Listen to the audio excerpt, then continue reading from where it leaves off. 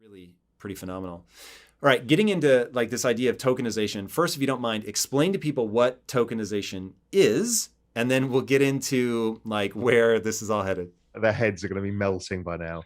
Yeah, but this is how it starts. And in fact, one sort of a quick primer. If they've made it this far, they probably don't need it. But here's how learning works. You start not even fucking knowing the terms. And so you take the first step down the rabbit hole. You're like, this is madness. I don't even understand the words people are saying.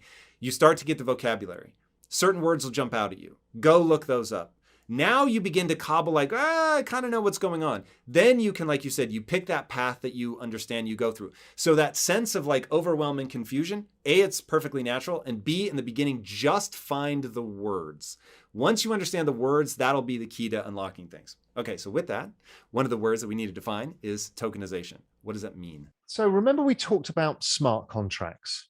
Smart contracts are this thing that you can attach to the blockchain, and that contract can be any kind of contract. So that brings up the word tokenization, because you can therefore attach anything onto the blockchain because of this contract. Piece of art, fractionalized real estate, whatever. Whatever. So Bitcoin, okay, that's attached on the blockchain. But now it can be other things because the contract will say, well, legally it has the right to this. So it starts off with people conceptualizing about real estate, artwork, other things. Why real estate? This is a really powerful thing. Real estate, none of us can afford the $50 million apartment in Manhattan, but that goes up 100% in 2 years, unlike something in Queens that goes up 20% in 5 years. So the rich dude's getting richer, while the poor are getting less well off. The rich poor divide. Once you fractionalize it, like you can with Bitcoin, that anybody can own 10% of their net worth in a $50 million apartment, we're all making the same amount of returns. The rich don't get richer. We all get the same. If it goes down in price, we all go down in price. That is what it should be. That is what tokenizing real estate is going to do. And you can do it with tokenizing artwork. So you're allowing fractionalized ownership of all sorts of things that is recorded. Nobody can take it away from you. It's written and recorded on the blockchain. And on that ledger, it's confirmed by lots of people to say, Tom owns this piece of this real estate and nobody else can take it. Okay, that's genius. But then what happened was this massive explosion this year in digital art, or just happened last year. Digital art was where you start tokenizing the recorded ownership of something digital. So people say digital art, well, it's just a JPEG. Well, a JPEG has no scarcity. Now, it's the same with photographic art. So photographic art has no real scarcity until it's signed, or you have the negative, then it's priceless. That creates scarcity. And I collect signed rock and roll photographs of music artists signed by famous photographers. Now, because it has scarcity, and I like that. So that applies with digital art too. Because if you say there's only going to be one of this, and it's recorded on a blockchain, and it's called a non-fungible token, it's a token, then I can sell it to you and you now have the rights to it. We have scarcity. There's one. And this guy called Beeple creates, I can't remember how many pieces of art, it's like 14,000 pieces of art. No, it's more. So he did 15,000 pieces of art, which was all into one JPEG, which was 13 years worth of daily art, and all incredible. And then he sells it at Christie's or Sotheby's for $69 million. And everyone goes, oh my God. It's the same when Banksy started selling graffiti art, and everyone's like, this is ridiculous. And now suddenly everybody wants a Banksy. And it's the same when Jackson Pollock started spraying paint, and now everybody wants a Jackson Pollock. Nobody believes in art until they do. And it's that same human system you talked about. Once we perceive it's got value, it's got value. That's how it's going to be. And we will trade it for whatever it is. So we can put digital art, we can tokenize it and own it. But that also means we can tokenize things like IP rights. So this video we could tokenize, and only token holders can watch it. Or there's advertising that comes attached to it, or whatever it is. And anybody who owns part of the token or one of those tokens can get some of those rights. So that means that music artists who are getting screwed by everybody, they lose 80% of their economics. Oh, By the ticket sellers, the middlemen, the music publishers, the record labels, the talent management business. I mean, everybody, including Google, Facebook, everybody's taking money. They're bringing massive communities, handing them over for free and getting back 20% of the economics. It's terrible. But imagine now you can tokenize the IP to a song. So every time it's ever used, it directly attributes to you. So let's go back to that Beeple example. He cleverly put into that contract that every time it changed hands, he gets paid a commission, 20%. That never happened to artists. So Damien Hirst, every time he sells stuff, he gets the money at the beginning. The gallery takes 50%. And then every time it trades, he never makes a penny again. But this, Beeple will make money forever. And so will his family, every time that ever trades. So it's like Van Gogh, his family always having a share of that. So super interesting. IP rights to songs, IP rights to all sorts of things, video. In a digital age, it could be anything. And then you think about, okay, well, where's this all going? Well, it's going to community, because community is the new powerful business model where a group of like-minded people coalesce around an idea, a person, a set of ideas. So if you go back, you talked about Harari's book. The other great book is Jared Diamond's Guns, Germs, and Steel. Very similar kind of book. In that book, he talks about complex adaptive societies, human groups, large human groups. How do you hold those people together? How you do that is basically you have a leader, you have a mission, you have a set of rules, and then you usually have a value or money. And that's true of all religions. It's true of almost all groups. But what was missing in most religions had the value part, because it's like, if you didn't follow the rules and follow the leader, you went to heaven or hell, or you didn't get reincarnated, whatever religion you were part of.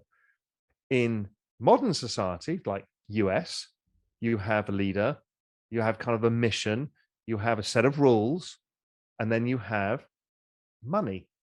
And money is what binds them together. That is your national accounting for your society.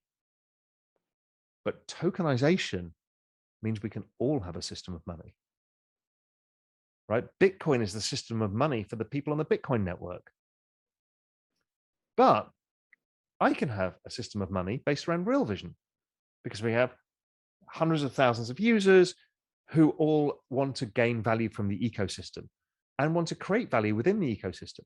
But more obviously, it's with musicians and sports stars. You know, if you're Rihanna, you're the third largest social media influencer in the world after Barack Obama, and I can't remember who the next one was. So it's her and Bieber. She has 150 million followers. Whoa. That's just on Twitter. So her reach is something like 400 million people on a daily basis. They all want to be part of the community of Rihanna. We saw that with Lady Gaga and her Little Monsters. If you give them a leader, a mission, a set of rules, and then a system of money, you've created an economy, a country, a digital country. And that has value. If you make your society successful, it goes up in value and you create more GDP. So this is now us getting rich from culture. We coalesce around this idea, we create the system of money and this rules, and then we look after our society. And if we look after it, our network grows. We bring more people into the Rihanna network, the value of our tokens go up. Rihanna gets wealthier and the fans get wealthier. That is a whole change. In the old world, it would have been Rihanna gets super rich. All of these other people around her get even richer. And the fans don't get anything except some experience. That's the old Facebook idea. The shareholders got rich, but the people who use Facebook got nothing except abused, really. This tokenization changes everything. We can all participate. I don't think people understand how much has already been disrupted. Did you pay attention to what happened with the Nouns DAO and the Noun NFT? No. Oh my God, Raoul, this is insanity. So it's an NFT project. They release one 8-bit, looks like it was created by Nintendo back in the 80s, 8-bit graphic. They release one a day, every day, forever. So it'll take them 27 years to get to the 10,000 number, which has sort of become the magic number. So up until that point, it'll be the most scarce of these kind of NFTs. And the way that the DAO is structured, so DAO, for anybody that doesn't know, is a decentralized autonomous organization. So you, every day, one of the noun sells. The buyers of the nouns go into the nouns DAO. 100% of the proceeds from the sale of these little 8-bit graphics go into the DAO, and then the members of the DAO control what's done with that money. The first one sold for, I might be off a little, but it was like $1.8 million as of that time in terms of the number of ETH that it sold for. And so I was like, this is a company overnight. Like, you literally sold essentially a flag, and in selling the flag on day one raised almost $2 million. And on day two will raise, however many, because obviously the number will go down. People are going to pay the most for the first one. But when you think about having to go, the old model of having to go to Sand Hill Road in San Francisco to hawk your wares and convince somebody that you were worth investing in, and to raise $2 million of seed capital, you had to put this massive prospectus together and do all this crazy stuff and really have this vision and know how to pitch and know people. And I mean, just that would have taken a lot. And now it's an 8-bit graphic and the structure of the DAO, and that's it. And I was like, a company just came into existence like that. Yeah, I mean, we did similar at Real Vision, but not as, that's much more advanced. We never raised money. And I don't know, over the history of Real Vision, we probably raised 50 million in capital over time. And we raised it only from our members. Whoa. Never, not a single VC, nothing, no strategics, nobody, our members. So they're the owners of Real Vision along with us, which is fabulous. So that's this community idea. I believe in it passionately because I live it with Real Vision, because people are passionate about what we're doing. But then when you say this, people are setting up DAOs, which is basically a rules-based organization or economy or country, exactly what I talked about. It's controlling a group of people in a way that they agree the rules, they set the rules, they do it, they all economically benefit, and it can happen like that. And you sell a piece of digital nothing that has scarcity, but the community buys into. I mean, where is this going to go? There'll be a bunch of copycats, and they'll fail because people don't believe in the scarcity, whatever it is. But this is a change of everything, because in exchange for, let's say, starting up a company, let's say that DAO is actually going to become a publishing company, but you can't raise money for a publishing company. So you say, we will sell these tokens that are super valuable because we're going to restrain the supply and they're kind of cool. And we'll sell those. And that's what you're buying into. And that company will now be in existence to do whatever it wants. That's groundbreaking. That's the end of VCs. And that's what people don't understand. All of this is going away. The bankers, the VCs, the private equity, everybody in the middle of this equation, the people like Google and Facebook who monetize your community and my community and make more money out of it than we will, that goes away, because we have direct relationships with our community because they're token holders. And the community benefits because they make money out of that, because you're stripping out middlemen and the money goes back into the value of the network. So yeah, I mean, I'm talking quite a lot about this right now, and I get a lot of people going, I don't quite get my head around it, because people are still trying to get their head around the digital asset space. But this is even bigger, because you won't even know it's crypto in the end. It's just like your membership points to communities that you're part of, and you'll realize that you're part of these nations, and it might be the nation of Rihanna, and you might be there for 20 years. It is a sea change that is, it's almost impossible to recognize how big it is and how foundational of a change this is going to be. Like, I don't know how much you know about my story and why I'm doing all of this, but uh, I'm going to use this very principle to completely disrupt entertainment. And so, so when we founded about 4.5 years ago, and my message to the team was, hey guys, we're looking for two things. We're looking for a platform moment so that we can capture a lot of the economics. And then we're looking for a moment of tremendous disruption so that we can take advantage of that. Because I'm trying to build the next Disney. So when you look at Disney, 90-year head start, they've got however many billions of dollars in revenue, plus just the catalog of IP they have is daunting. So if you're trying to build the next one and you're being intellectually honest, you look at that and go, okay, I'm at such a severe disadvantage. For me to really make ground, I'm going to need to move faster on a new idea than they do and leverage that to get some sort of early momentum. And so I said, our job, because this is a creative endeavor, we're going to fail 19 out of 20 times. That's just sort of the rough math when you look at music, film, all that stuff. So our job is to stay in business long enough to find those two things. And so we were, hiring slowly, and we had good revenue growth, but, I was really throttling the growth of the company. And then when we found our platform, which I'll be disclosing in probably about 6 months, and then we are capitalizing on the blockchain. And so now all of a sudden we're in a frenzy, and I'm hiring people as fast as I can find the right people. So in whatever 4.5 years, we brought on 27 people. In the next 2 months, we'll bring on 10 more. And so, when you take that out over a year, it's like we'll double the size of the company in, 12 to 18 months. And it's because of that thesis that you just walked us through of how tokenization is going to change everything, how the economies of community are going to change everything. Because one of the main things that I look at is anime. And so I started traveling to Japan and talking to the biggest names over there. And they're like, oh, there are some years where we don't make money. And I'm like, I'm sorry, what? And they're like, it's becoming a global phenomenon at the same time as it's becoming impossible to make money on. So it's this really weird thing where you're like, okay, there's all this pent up demand and enthusiasm, and yet nobody understands how to deal with the economics.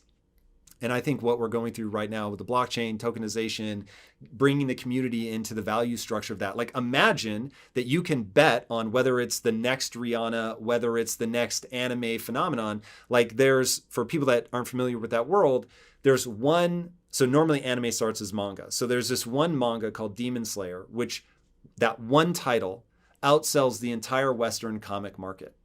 And so Spider-Man, Superman, Wonder Woman, Batman, all of it outsold by Demon Slayer. So you look at that and go, okay, what if I could have bet on that when like the first episode of the manga came out, let alone the fact that during the pandemic, that was like the highest grossing movie. It may have been the highest grossing movie globally. It certainly was the highest grossing movie in Japan. It was one of the highest in the US. And if I could have made that bet when I read the first chapter of the manga and owned some of that IP, oh my God. Like, now all of a sudden you have like these, what start as micro communities who are passionate about a creator, a songwriter, a singer, whatever, a photographer. You love the photography of these rock stars, right? Just you see a photographer before somebody else, right? This just happened with Justin Aversano, I believe, in Twin Flames. And when you own a piece of that, like it is insane. Now they're very high risk, and so you have to be super smart about it. But whoa, it's going to be life changing. A manga or a photographer is going to change somebody's life. And also, I'm also doing something on the side, building a whole studio business based around communities, working with the world's largest communities. And this is all very below the radar screen still, so I can't talk about too much. But building token economics and token communities for the world's largest communities. And then you start realizing stuff like, okay, an up and coming music artist, right, to go into the recording studio costs money. They have to pay it back to the record label, blah, blah, blah. Well, what happens if they've got 50,000 fans and the fans can hear 10 pieces of music and can back the IP, so own a token of the IP for the first year. So now they're betting on which song's going to be successful. So let's say they're super fans. They then go onto TikTok and they start creating videos with the soundtrack and they make it viral, right? This is the network effects. The recording artist now doesn't have to borrow money to pay because their fans want to invest in it. And the recording artist will probably be still better off because of how the economics work. So yeah, all of this is coming. It's interesting to see, Gary Vaynerchuk is going down the same route. I had a long chat with him the other day. We're seeing the Aston Kushner thing coming up as well, the Stoner Cats. And again, people have got similar ideas of creating large entertainment brands, starting from the scarcity of the NFT and building out from that. Who knows what the business model is going to be that will prevail? But I think you're dead right. But also, Disney's going to tokenize too, without question. It is because the value race. of that community is worth more than the value of Disney itself. No doubt. No doubt. Yeah, it is a mad scramble to, be first and to do it better. The only good news in the area that I'm in, and this is now, so anybody watching that's in the NFT community, I will just tell you, you have to switch the mentality from what's new, which there is so much enthusiasm in NFTs right now that it was just all too easy to just buy things. They were new. And most of them, stagnate or drop. And over the long run, though, it's not going to be enough to launch another new project. You've really got to say, as a buyer, as a collector, even as an investor, you have to say, okay, there's only a few projects that I can really understand well enough to be an intelligent investor, especially if I'm trying to time the market. And so now it's going to switch to, well, wait a second, I'm invested in these 7 projects, let's say. I need to go and be a part of that community that breathes life into this and gets this moving, if for no other reason than to protect my investment. So now you start thinking, okay, wait, I want to be deep on certain niches so that I can be a meaningful community member, I can be a voice in the community, and that I can make sure that these projects have real legs, because ultimately, especially when you're dealing with art, if there's no emotional resonance with the community, you don't have anything. So it was just a quick flip and then people moved on to the next thing. And so I am really going to be interested in, 1, watching the energy change in that space, and 2, trying to be a part of the vanguard of people that change the energy in that space, and then see what comes out of it in the next 5 to 10 years. Would be utterly fascinating. I can't be more excited about where NFTs, communities, and all of this is going. What I do know is I don't know where it's going. You and I might think we have an idea, but it's probably going to be bigger, and the use case is more extraordinary than we can get our heads around now. We're all struggling to get our heads around DAOs, but this is just the start. So it's an amazing opportunity, both from a business perspective. You and I as entrepreneurs are seeing this going, oh my God. As investors, we're getting really excited about the opportunity to create returns from investments. And then, I think we both share this mission that we can also bring everybody else along with us and help change people's lives, get them into this mindset that they can own assets and they can make money, and not everything's against them. The system's not stacked against them. Here's the opportunity everybody's waiting for. So, what an amazing point in time. No doubt. So one thing that I really want to get your take on is, when I look at some of these projects, they do look a bit like they would fail the Howey test. So when we think about securities and the SEC, how do you think about NFTs and DAOs and that stuff through that framework? I've been thinking a lot about this. I think the Howey test pisses me off to start with. This whole securities, what is a security? It's why? Because therefore you will put it, if it's a security, it then has to go back through Wall Street. You're putting it back into those people with power. If it's not a security, it's not. It's distributed. And there's something wrong with that. There's something wrong with using a 1930s law. There's something wrong with saying what people can and can't do in terms of investment. So allowing those with more money to do more. That's something fundamentally wrong. And I think that the power of 86 million millennials coming in the voting population and further into power will force that change. Because if not, they're voting against themselves. So it is coming. I believe change will come. There's a great book called The Fourth Turning by Neil Howe and William Strauss. Cannot recommend it enough. It's about this demographic change and what it does and the changes that are coming. This is all part of that. So yes, there will be prosecutions. Yes, people will get it wrong. It'll hold back the space. But over time, the regulators and the authorities will have to agree that the world has changed, that what we thought of as security is not security. Now, should we try and protect people against scams? Yes. How to do that? That's probably a different set of regulations, and I don't really know. If that's what you want to do, is to stop fraud and people getting money extracted from them, then focus on that. Don't focus on what you can invest in and what you can't, and hope that somebody who's got $1 million is more able to choose what's a good project than a student straight out of MIT with 3 master's degrees and a PhD who happens to be age 22 and doesn't have $1 million. It's ridiculous. It's just simply ridiculous. So it will change, and it's going to be frustrating, and we have to be careful. So many of these projects will start on smaller scale than we'd want them to be, just because we need to get through this regulatory issue. Regulators are so far behind. They're still trying to figure out how to deal with Bitcoin ETFs. They haven't even got to DeFi, and they haven't even looked at NFTs. And then when we get to the social stuff, they haven't even started. So they're going to struggle really to figure this out. Yes. Raoul, thank you so much for being such a voice in this space and for coming on the show today. Really, really incredible. Where can people spend more time with you? Yeah, so I'm on Twitter a reasonable amount. So at Raoul, Raoul GMI. I just urge everybody to go to the Real Vision Crypto, realvisioncrypto.com or realvision.com/crypto, wherever you want to find it. It's free. You just give an email and there's tons of information, everything you want to learn. Go off the deep end, and you'll come out the other side with a part of this space that resonates with you. And that little seed will change your life. So, and I did it on purpose that it's free. So make use of it. There's no excuse not to. I love it. Dude, thank you again so much.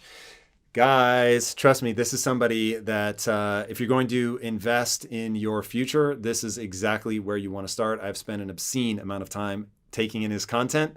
It is wildly informative. And speaking of things that are wildly informative, if you haven't already, be sure to subscribe. And until next time, my friends, be legendary. Take care. Peace.